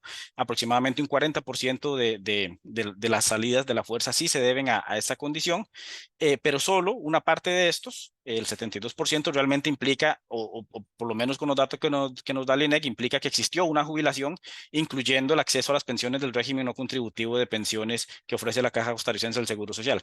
Y esto lo que quiere decir es que de esas 391,000 personas que han salido de la fuerza de trabajo, más o menos un 28-30% realmente lo han hecho porque han decidido adelantar o de una vez ejecutar la decisión de la jubilación. Pero entonces tenemos un grupo que sería el mayoritario y es otro 33% de personas que han decidido abandonar la fuerza de trabajo por lo que el INEC clasifica como obligaciones familiares, que tienen que ver con la atención de personas dependientes, niños, adultos mayores, personas con discapacidad y este tipo de situaciones que se presentan en varias de las familias de Costa Rica. Y acá, por supuesto, casi el 100%, virtualmente el 100% de las salidas del mercado laboral se han dado han ocurrido por mujeres que tienen que atender estas obligaciones familiares. Entonces, ya lo sabíamos desde hace varias décadas, esto no es nuevo, la mayoría de mujeres que están fuera del mercado laboral lo hacen por atender obligaciones familiares y la situación no cambió, no se revertió en los últimos años, sino que más bien continúa aumentando la incidencia de este fenómeno en la decisión de las mujeres de permanecer o no en el mercado laboral. Y si desagregamos un poco más este indicador, porque por supuesto los promedios generales siempre esconden algo, algunas de las explicaciones y de las causas que están por detrás, lo que podemos observar es que cuando clasificamos a las personas de acuerdo con su nivel educativo, que claramente pues Costa Rica es un país que todavía está bastante lejos de los promedios de la OECD para obtener una población altamente calificada con titulación universitaria, por ejemplo, bueno, lo que encontramos es que la probabilidad de encontrarse fuera de la fuerza de trabajo es mucho más alta para quienes no han finalizado la educación secundaria. Es decir, si en media el 50-55% de la población del país está fuera de la fuerza de trabajo, la población económicamente activa, bueno, si además no tenés educación secundaria concluida, la probabilidad de que te suceda es casi el 70% en el caso de las mujeres y de 35% en el caso de los hombres. Y como lo acaba de decir, la brecha se amplía para el caso de las mujeres. Por cada hombre que no ha concluido la educación secundaria, por cada 3 hombres, perdón, que no han concluido la educación secundaria, hay uno que no está en la fuerza de trabajo y en el caso de las mujeres la relación es de 2 de cada 3. Entonces, no solo ya sabíamos que la participación laboral de las mujeres es más baja con respecto a los hombres, sino que además hay muchos factores que hacen que las incidencias sean mucho más altas y que en los últimos años más bien se hayan duplicado algunos de los indicadores de desigualdad que se pueden medir en el país. Y esto da como resultado, por ejemplo, que la tasa de ocupación de las mujeres haya caído de 44% antes de la pandemia a 39% actualmente en el 2024. En números absolutos, son más de 1 millón de mujeres las que no están en el mercado laboral y de ellas 500,000, medio millón, están fuera del mercado laboral por atender obligaciones familiares. Es un stock bastante alto de personas que podrían estar en el mercado laboral si posiblemente se les facilitaran las condiciones para acceder a este. Y además mantenemos indicadores de brecha que no han mejorado. Por ejemplo, por cada 10 hombres que tienen trabajo en Costa Rica, solo hay 6 mujeres en la misma condición en el país. Y un tema muy importante también es lo que la literatura especializada ha denominado ese impuesto a la maternidad, que quiere decir básicamente que los indicadores laborales para las mujeres que tienen hijos están en situación todavía más roja que para las mujeres que no tienen hijos en la actualidad. Tienen, por supuesto, mayor incidencia para atender las responsabilidades de cuidado de su hogar. Nosotros desde el Consejo de Promoción de la Competitividad tocamos este tema en uno de los indicadores que trabajamos en el Índice de Competitividad Nacional. Este es el último que presentamos en el año 2023, donde tenemos un indicador que captura esta brecha. Y la pregunta que nos hicimos la primera vez que lo creamos fue, ¿existirá algún cantón en Costa Rica, existirá alguna zona, algún territorio donde la brecha no exista, sea reducida o incluso se revierta, donde las mujeres tengan mejores condiciones laborales que los hombres?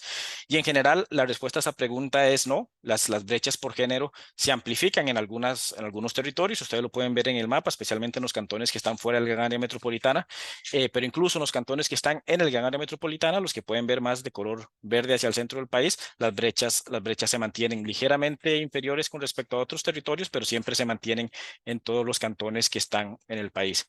Y entonces, para nosotros este es un tema bastante importante tomar en cuenta por diversos motivos. Primero, recientemente el INEC nos acaba de ofrecer las nuevas proyecciones de población para 2022-2100 y no solo nos señala que Costa Rica no va a superar los 6 millones de habitantes nunca, con costos vamos a llegar a los 5.4 millones de habitantes en cuestión de 20 años, en cuestión de 2 décadas, sino que además, por supuesto, prácticamente en todos los grupos de edad y especialmente las poblaciones jóvenes en edad de trabajar van a reducirse sustancialmente en los próximos años versus el aumento que va a tener las personas adultas mayores y dependientes en cuestión de 20, 30 años también. Y en ese sentido, nosotros lo que tratamos de posicionar como un mensaje clave es que la incorporación de las mujeres en el mercado laboral es muy importante para lograr mejorar los indicadores, no solo laborales, sino también eventualmente de los ingresos fiscales, de generación de empleo, por supuesto también en la discusión de los seguros sociales y de salud y la sostenibilidad que tienen que tener en el mediano, largo plazo. Entonces, nos parecía muy importante poder traer esto hoy acá a la discusión, que siempre, por supuesto, los números de la política fiscal y de la política monetaria a veces pudieran verse incluso fríos si no se les pone en el contrapeso, bueno, qué es lo que está pasando del lado de la política política social y de los derechos humanos de las personas. Y acá, ya para cerrar, tal vez nada más señalar que lo que llama la atención hoy día es, y como lo indicaba Don Nogui, pareciera que la política fiscal está muy claramente definida, que el norte está claro y que a ellos se le está apostando, pero no queda claro exactamente cómo se relaciona eso con la política social, la política educativa y por supuesto, políticas en salud. ¿En qué sentido? Si esos sacrificios, por ejemplo, que impone la regla fiscal, o que impone el crecimiento, los límites de crecimiento al gasto, hoy por hoy van a tener efectos de corto y mediano plazo o no sobre indicadores de educación, sobre indicadores de salud, indicadores de pobreza incluso. ¿Por cuánto tiempo será? ¿Verdad? A veces lo que sentimos es que la transmisión de la información entre la relación de los objetivos de política fiscal versus objetivos de política social no queda muy claro. Estoy seguro que tienen que tenerlos en algún lugar, que en algún punto se han tomado esas decisiones de sacrificar, por ejemplo, inversión social por algunos periodos de tiempo para buscar la sostenibilidad fiscal en el mediano o largo plazo. Bueno, sería importante tenerlos presentes, tomando en cuenta además que los impactos en inversión social usualmente se ven pues varias décadas después de que estos ocurrieron. Entonces, podría ser que ese binomio que está teniendo hoy, esa difícil situación en la que se ve el Ministerio de Hacienda para decidir si los recursos se colocan para deuda, como lo ha demostrado hoy Don Nogui, o cuál es el espacio fiscal que hay para aumentar la inversión social, pues podría tener repercusiones incluso en el mediano y largo plazo en el mercado laboral de Costa Rica, que como vimos es muy dependiente de el nivel educativo de las personas. La educación básicamente está determinando la capacidad de las personas para acceder al mercado laboral y acceder además a empleos de calidad en el país. Entonces, nos parecía muy importante tocar este tema hoy por acá y yo quedo atento a cualquier consulta que pudieran tener. Muchísimas gracias.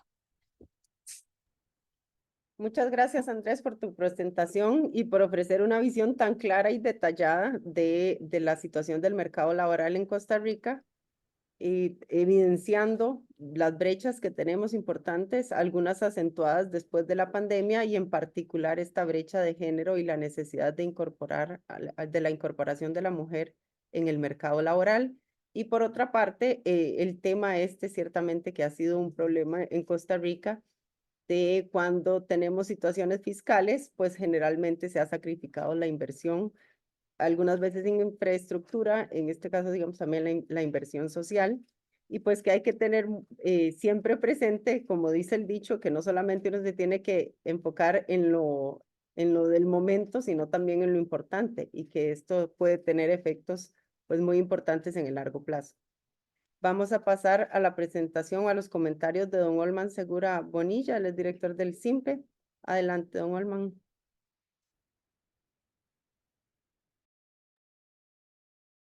Muchas gracias y buenos días todavía. Saludos a todos y a todas, bueno, a todos y a usted, Gloriana, y a todas las personas que nos están escuchando, ya sea en este momento o posteriormente. Agradezco a don Roger Madrigal y a don Nogui Acosta por las presentaciones tan claras y con tanta información. Y yo no hice una presentación, pero me podría comprometer en caso de que la requieran, presentarles algunas ideas por escrito si así lo quieren. Pero le agradezco al otro comentarista, a don Andrés, que hizo una presentación también, pues como usted lo está diciendo, muy clara. Bueno, mis comentarios van así. Yo creo que se presentan unas cifras bastante positivas en términos generales, tanto los del Banco Central como las del Ministerio de Hacienda respecto a la situación financiera y fiscal del país, y que como lo decían antes, pues tiene metas claras y pareciera que van por el camino correcto. A mí me parece que el resultado financiero ha sido efectivo, dándonos un superávit primario positivo como resultado del aumento de los ingresos tributarios. Producto, como ya sabemos, de una ley aprobada tiempo atrás, pero que ha venido dando algunos resultados, aunque últimamente pues ha bajado un poquito ese ingreso tributario. Pero sobre todo, como lo decía don Nogui, con una de las, digamos, decisiones de contención y reducción del gasto público. Y eso pues entonces nos da esas cifras. El manejo de la deuda entonces también se muestra muy, digamos, muy claro y nos ha dejado réditos importantes. Pues no solo se ha logrado bajar la deuda, sino también ha cambiado la composición de los plazos de una mejor forma, como él lo muestra, también por moneda y también las tasas de interés asignadas en las subastas. O sea, en todos los casos que él nos mostró, digamos, hay elementos positivos. Entonces, esto al final nos da un resultado de una mejor calificación en el índice de confianza del país y en los ratings de las calificadoras de riesgo internacionales, y eso pues es bueno. ¿Y por qué es bueno? Como él lo decía, bueno, porque nos ayuda a, digamos, a tener una mejor posición internacional, pero además nos trae la posibilidad de tener mayor inversión extranjera directa que las diferentes empresas pues se van a fijar en la calificación del riesgo país. Sin embargo, bueno, este es el panorama, digamos, que nos muestran los números que de alguna manera son un poquito fríos, como se decía, pero también don Roger Madrigal nos llama la atención desde el puro principio, diciendo que hay que tener cierta cautela con el comportamiento económico de los socios internacionales, especialmente nos muestra los datos de Estados Unidos y Europa que coinciden con los del último trimestre, nada más que se cambian digamos, los porcentajes, pero de ahí hay un cierto riesgo de crecimiento en sus economías, lo que podría también afectarnos a nosotros en algún momento, y también entonces nosotros debemos estar atentos. Obviamente, si eso sucede, entonces las empresas internacionales no van a hacer la inversión extranjera directa que quisiéramos y que era la intención de las cifras que presentaba en la parte fiscal. Entonces, tenemos que tomar en cuenta que no se puede atraer los recursos extranjeros únicamente con, digamos, las cifras positivas financieras, tanto del Banco Central como del Ministerio de Hacienda, y con la evaluación del riesgo de las calificadoras, sino que también, y de hecho así ha sido, hay otros elementos que son sumamente importantes.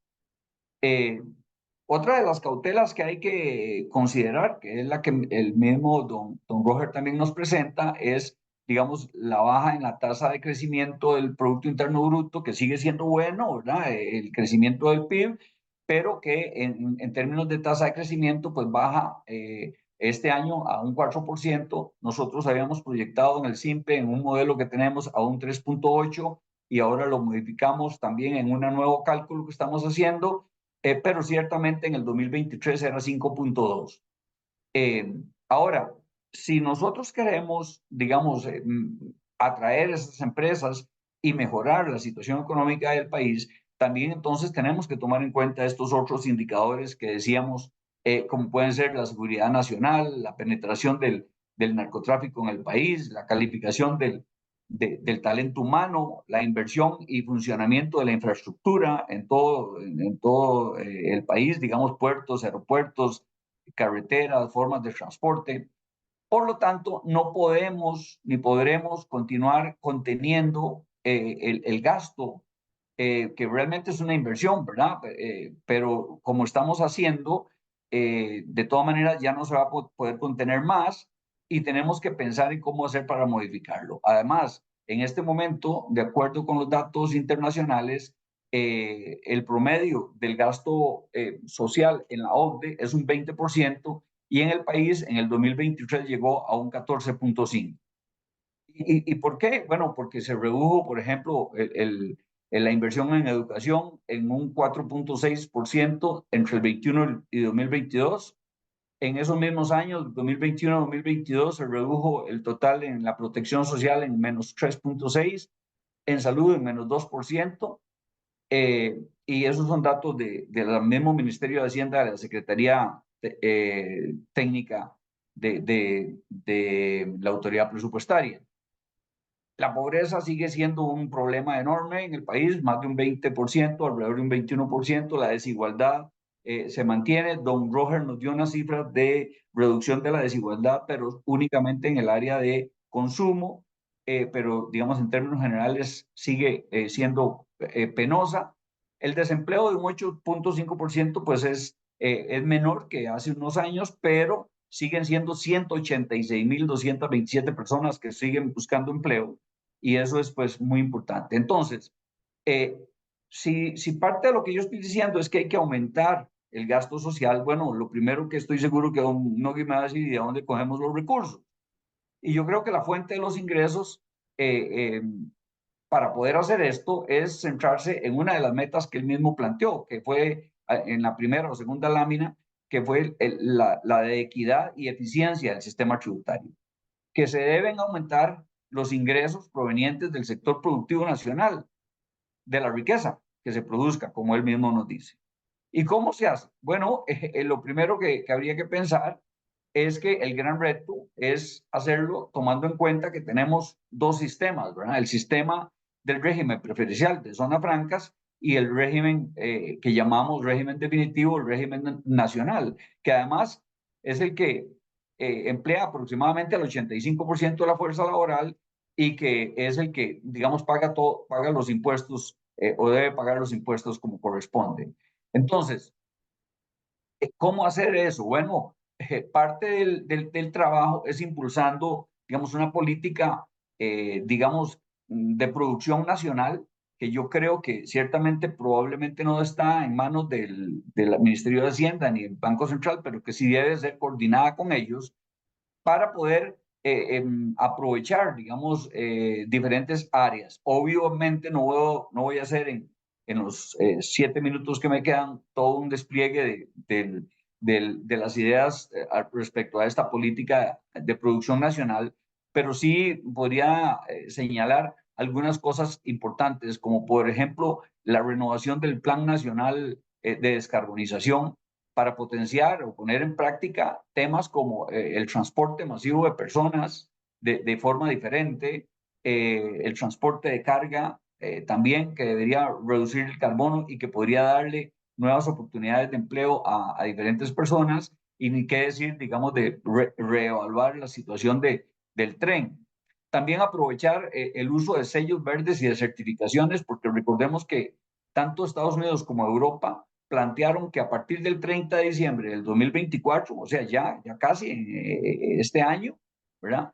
A partir de esa fecha no van a recibir más exportaciones que no vengan, digamos, certificadas o con el compromiso de que no se han producido en áreas deforestadas en los últimos años. Y aquí paso también, digamos, un poco a la necesidad de mantener la imagen verde de Costa Rica y aprovecharla de forma importante, ¿verdad? Para poder continuar penetrando los mercados internacionales y para poder atraer inversión extranjera.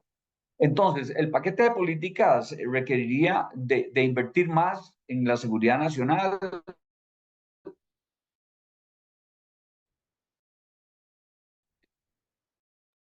probablemente en inteligencia para atacar el narcotráfico, invertir en fortalecer en términos del tema ambiente, aumentar el valor agregado de la producción nacional a través de los encadenamientos, principalmente impulsando, digamos, en el área de las zonas francas, la atracción de empresas en el área agroindustrial. Ahí solo hay 45 empresas de las más de 300 que hay en zonas francas, y se podrían vincular y encadenar con empresas nacionales de una manera importante y brindarles facilidades de crédito, por ejemplo, para pymes.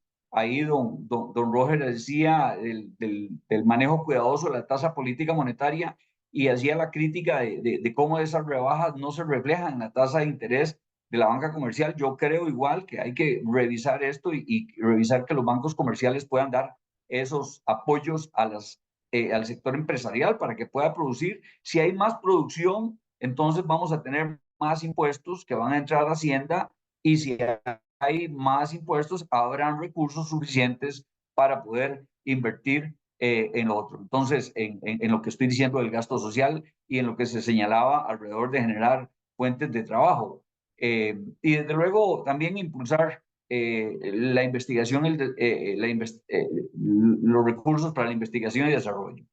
Entonces, digamos, en síntesis, para ser cumplido con, y que Gloriana no me regañe con el tema de que me paso el tiempo, los 15 minutos míos, yo diría que no, primero que nada, tal vez son 5 mensajes. Primero que nada, nos debe alegrar mucho que estamos mejorando en la situación fiscal y en las condiciones de deuda que tenemos, pero aún en los escenarios más optimistas pareciera que la relación deuda-PIB seguirá siendo arriba del 60%, como lo dice don Roger, próximamente, y eso pues nos va a tener la regla fiscal por un rato más, porque además se supone que tenemos que esperar 1 o 2 años después de que sea corregido para poder liberar la regla fiscal. Entonces, ese es un primer término, o sea, estamos muy bien en ese lado, pero hay que tener paciencia y ver que hay que mejorar la performance o el comportamiento. El segundo es que el objetivo de Hacienda y del gobierno no debe solo centrarse en la percepción del país en los mercados internacionales y en la salud financiera, sino que también tenemos que ver la parte de la situación interna y otros tipos de indicadores como los que he señalado y que en este momento pues están bastante mal y que tenemos que invertir en ellos y mejorarlos. Y en este sentido se debe aumentar y mejorar el gasto social en vez de estrangularlo, pues esa es la forma como la situación interna va a mejorar y también la imagen internacional. Y para aumentar estos ingresos tributarios, entonces, y las utilidades de las empresas, entonces debemos mejorar las condiciones de ellas para que en efecto se dé el proceso en cascada en favor de aumentar el PIB y aumentar los ingresos tributarios. En otras palabras, considero que en el país tenemos una buena situación financiera, pero que no se está traduciendo en un mejor desarrollo entendido como en forma integral que de verdad beneficie y reduzca la desigualdad de los ingresos en la población, que aumente las posibilidades de oportunidades para las personas y que impacte positivamente en la población en general. De parte de nuestra, del CIMPE, del Centro Internacional de Política Económica de la Universidad Nacional, les agradezco que nos hayan tomado en cuenta para participar en esta presentación y de nuevo agradezco a la academia y a la Universidad Hispanoamericana por invitarnos y que ojalá lo podamos seguir haciendo en otros momentos. Gracias. Muchas gracias a usted, don Olman, por aceptar la invitación y por su análisis y por sus propuestas o planteamientos.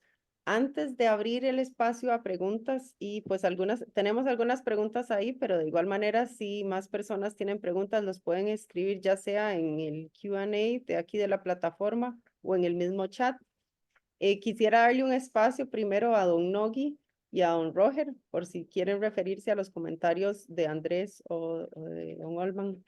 Don Nogui, si quiere, inicia usted.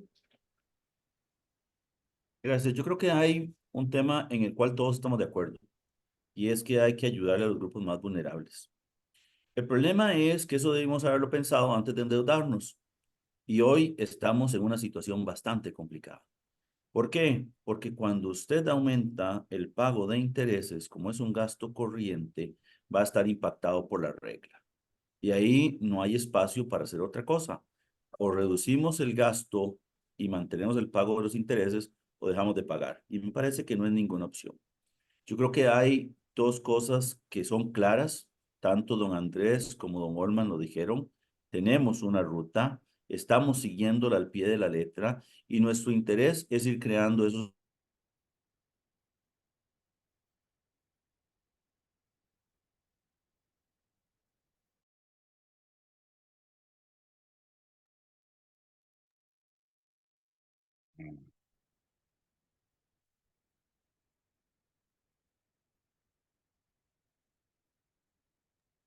No sé si quedó congelado o soy yo. No, eso mismo estaba yo preguntando, porque Sí, sí me está parece congelado. que está congelado. En algún momento me parece que le pasó a don Olman también, pero volvió rápido. Voy a hacer una consulta con el asistente de don Nogui y ya volvemos. Demos tal vez unos 30 segundos para ver. Se desconectó para ver si regresa. Como Gloriana, como se desconectó, tal vez cedámosle la palabra a Roger para que él pueda referirse a los comentarios de Andrés y Olman mientras Novi se vuelve a conectar, si les parece. Ok, super, ya no estamos viendo. Don Roger, adelante. Bueno, muchas gracias por su atención y los comentarios. No veo comentarios específicos para el informe del Banco Central.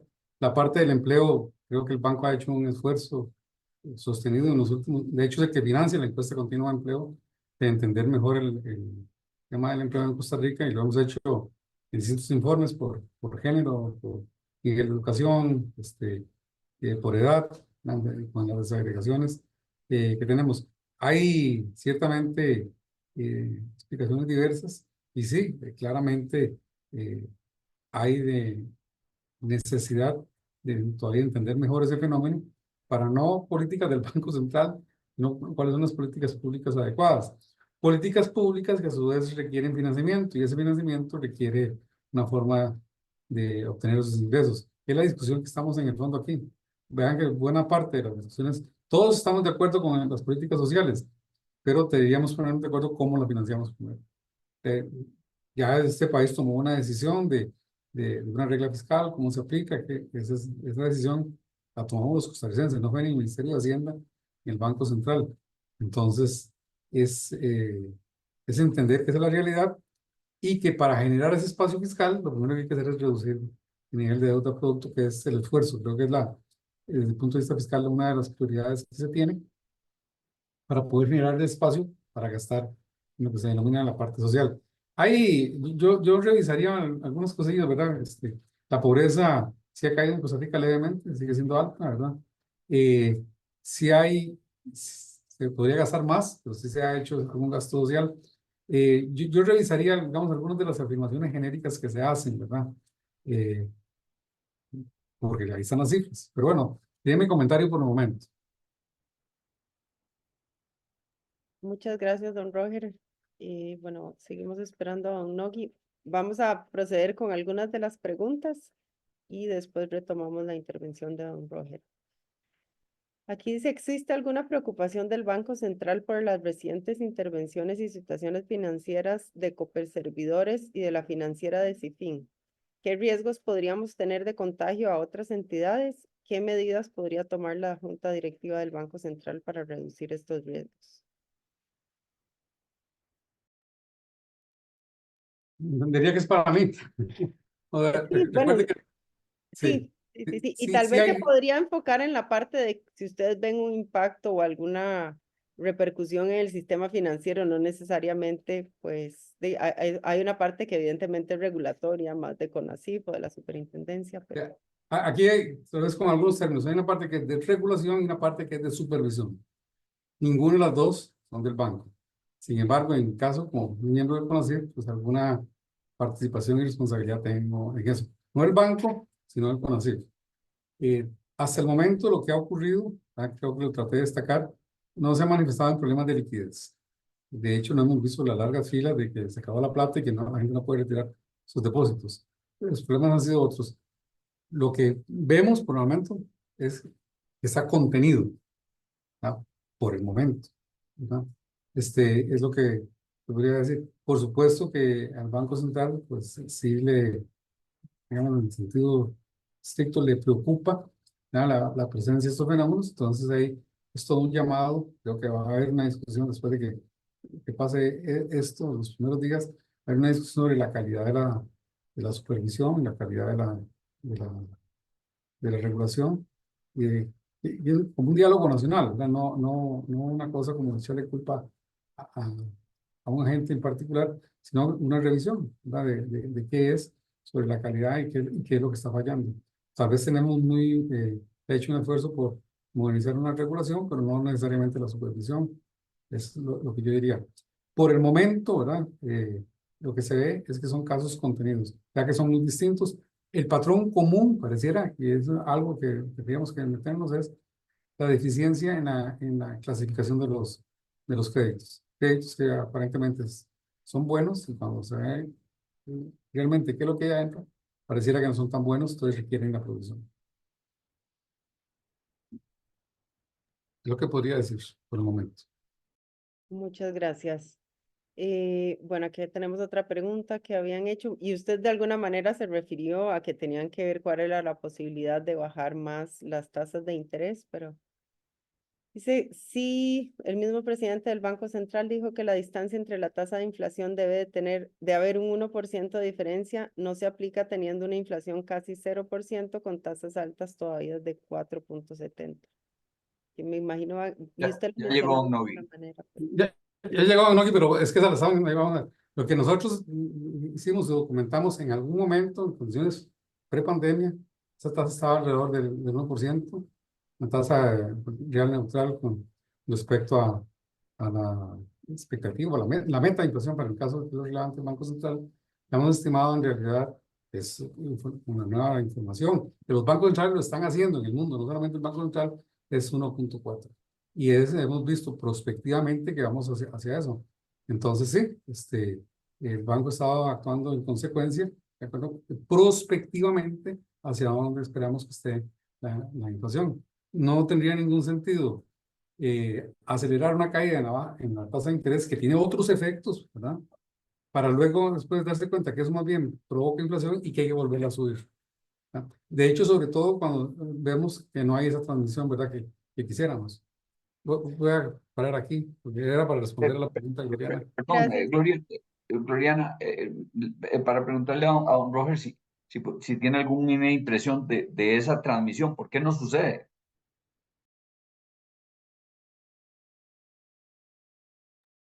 Hay varias razones. Una, que alguna gente lo ha dicho, es en realidad la falta de competencia, ¿verdad? En mercados más competitivos tendríamos. Lo que pasa es que yo quisiera llevar esa discusión a cierto grado, digamos, de racionalidad. No es que hay malos y buenos, sino que hay complejidades y hay que entenderlas. En algunos casos, el que tiene poder de mercado lo utiliza. A veces son la misma banca pública o a veces la banca privada. Sí, bueno, y ahí tal vez yo precisamente tuve esa pregunta cuando usted mencionó eso. O sea, ustedes tienen claro que hay una baja transmisión de esas tasas y posiblemente una parte también, no sé si sea la dolarización, que en algunos casos se ha mencionado, en otros casos precisamente la estructura y que eso genera una falta de competencia. Y si tienen acciones que puedan tomar para pues mejorar esa transmisión.